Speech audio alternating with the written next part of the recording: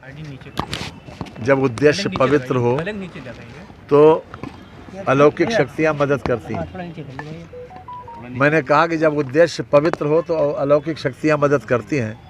और आज मुझे खुशी है इस बात की कि जिस गर्मजोशी के साथ हमारे साथ में आई प्रत्याशी श्रीमती अर्चना वर्मा का लोगों ने स्वागत किया, और कल शाम से जब से वो लखनऊ से लौटी तब से रोजा से लेकर और केरूगंज तक ऐसा लग रहा था कि जैसे विजय जुलूस जा रहा है।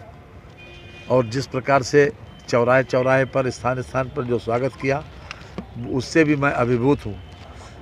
श्रीमती अर्चना वर्मा को उत्तर प्रदेश भारतीय जनता पार्टी के द्वारा शाहजहांपुर में मेयर पद का प्रत्याशी घोषित करते ही एक खुशी की लहर पूरे जनपद में और पूरे नगर निगम क्षेत्र में दौड़ गई। और उसका परिणाम यह है कि जितने लोगों ने भी टिकट मांगा है, आज जितने लोग ने आवेदन किया था वो सारे के सारे लोग मंच के ऊपर मौजूद थे। आप देखिए, श्री वेद प्रकाश मौर्य जी, श्री मुकेश राठौर जी, श्रीमती शिल्पी गुप्ता बीमार हैं क्योंकि उसका फ़ोन भी आया था, श्री अवधेश वर्मा जी, और हर तरह से लोगों की ये कोशिश थी कि सभी लोग मिलके बहन अर्चना वर्मा जी को बधाई दें। और सभी लोगों ने मंच पर अपने विचार भी व्यक्त किए कि हम अर्चना वर्मा जी को पूरे जोशो खरोश के साथ पूरे तन मन से सहयोग करेंगे। अखिलेश यादव ने ट्वीट किया है कि भारतीय जनता पार्टी देश की सबसे बड़ी पार्टी है, लेकिन उनको उम्मीदवार नहीं मिला, दिवालिया हो गई है। उनको इस बात पर मंथन करना चाहिए कि उनके पास से लोग क्यों छोड़ रहे हैं। आखिरकार अगर आदमी को कहीं सुविधा मिले और उसका सम्मान भी मिले तो ऐसे घर को, ऐसे परिवार को, ऐसे संगठन को लोग छोड़ना नहीं चाहते। संगठन को छोड़ने के पीछे मजबूरी होती है, कोई व्यवस्था होती है, कोई किसी न किसी प्रकार की दुश्वारी होती है, तभी लोग इस प्रकार से संगठन से नाता तोड़ते हैं। और जो बयान श्रीमती अर्चना वर्मा ने दिया वो उससे परिलक्षित है कि समाजवादी पार्टी गुटबाजी का शिकार है और उसमें उनको घुटन महसूस हो रही थी, उसमें उनको सम्मान नहीं मिल पा रहा था, इसलिए उन्होंने पार्टी छोड़ने का निर्णय किया, जबकि उनको प्रत्याशी घोषित कर दिया गया। अब आप समझ लीजिए कि अगर वो उसमें संभावना समझती या उसमें किसी प्रकार की ये समझती कि भाई हमारा भविष्य सुरक्षित है या हमको सम्मान मिलेगा तो वो क्यों छोड़ती। अखिलेश यादव कह रहे हैं कि बीजेपी ने, देखिए, हमने कोई धोखा नहीं किया, हमने तो सीधे सीधे जो भी प्रक्रिया थी उसको अपनाया।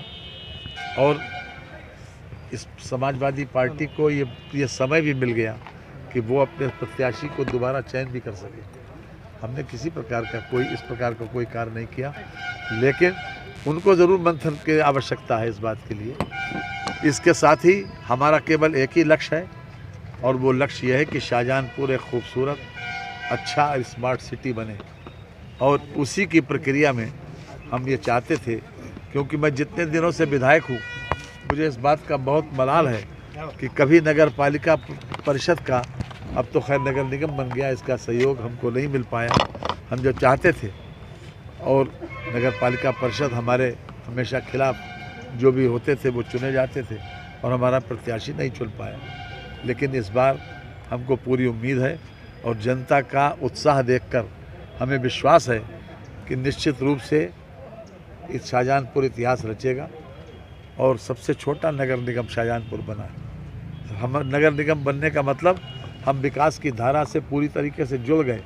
आज उत्तर प्रदेश सरकार के मैं योगी जी को बधाई देना चाहता हूँ कि जब केंद्र ने अपने 10 स्मार्ट सिटी घोषित किए तो हमने उनसे कहा था, रिक्वेस्ट किया था कि आप अपनी तरफ से भी कुछ स्मार्ट सिटी घोषित कर दें ताकि उत्तर प्रदेश उन शहरों का विकास कर सके।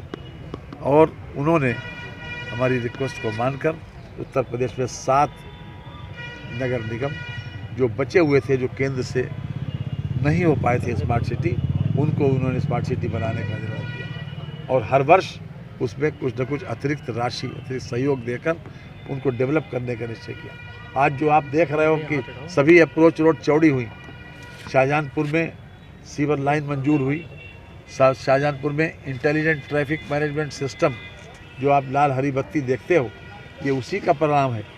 और चौड़ी रोडें, स्ट्रीट लाइट का बेहतर होना, जल सप्लाई का बेहतर होना, ये सब कुछ नगर निगम बनने के बाद और ज़्यादा बेहतर हुआ है। और जनता यही चाहती है, जो बुनियादी सुविधाएं हैं, जो बेसिक कम्युनिटीज़ हैं, वो उसको अपने उसमें मिले। मैं समझता हूँ कि उस जो विकास की धारा माननीय योगी जी के नेतृत्व में चल रही है, सुशासन और विकास के आधार पर वो दोबारा सत्ता में आए, उसको हम और तेज़ गति देना चाहते हैं। और वो तभी मिल सकती है जब नगर निगम में मेयर हमारा हो। मंत्री जी